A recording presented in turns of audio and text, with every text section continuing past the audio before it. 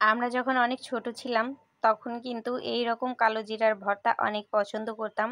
কারণ গ্রামে বাড়ি, মাঝে সাঝে কিন্তু একটু পান্তা ভাত খাওয়া হতো। তো পান্তা ভাতের সাথে কিন্তু কালো জিরার ভর্তা অসাধারণ লাগে খেতে। তো যাই হোক, আমার মাকে দেখতাম এইভাবে কাঁচামরিচ দিয়ে সে কাঁচামরিচের ভর্তা বানায়।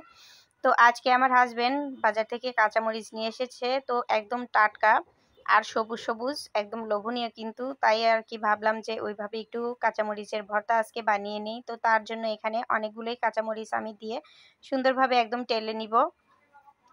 উল্টিয়ে পাল্টিয়ে একদম চেপে চেপে কিন্তু এই মরিচটাকে টেলে নিতে হবে, একদম তেল অ্যাড করা যাবে না। তো তেল দিলে কিন্তু অন্যরকম ভর্তা টেস্ট হয়ে যাবে। আর এইভাবে খেলে কিন্তু অনেক ভালো লাগে, যে কারণে এইভাবে ভর্তাটা আমি বানাই সব সময়।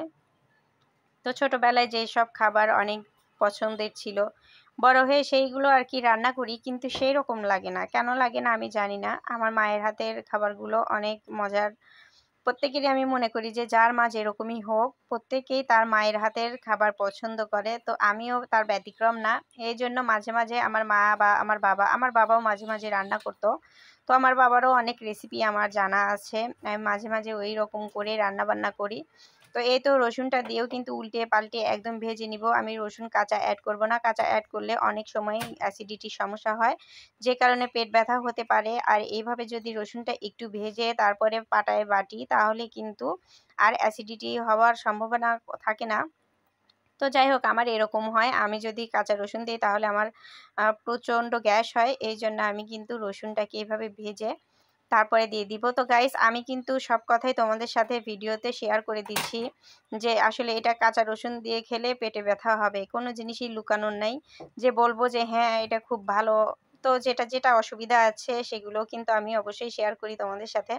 তো এইদিকে কালো জিরাগুলোও আমি দিয়ে নিলাম, অনেকগুলোই দিয়েছি। কালো জিরাটা বেশি দিলে কিন্তু ভালো হয়, হাতে পায়ে ব্যথা থাকলেও সেগুলো আর সেরে যায় না কি শুনেছি। যেহেতু মানে আমি এগুলো আসলে আমার কথা না এটা, অনেকেই বলতো যে হাত পা ব্যথা করলে নাকি কালো জিরা বাটা খেলে পারে কমে যায়।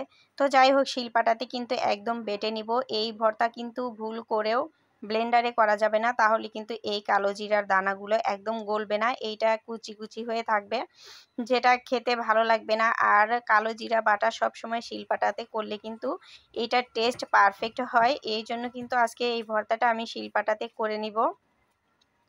তো একটু লবণ দিয়ে নিচ্ছি, আমি ভাজার সময় লবণ দিইনি, তো লবণ দিয়ে অনবরত সুন্দর করে একদম বেটে নিব।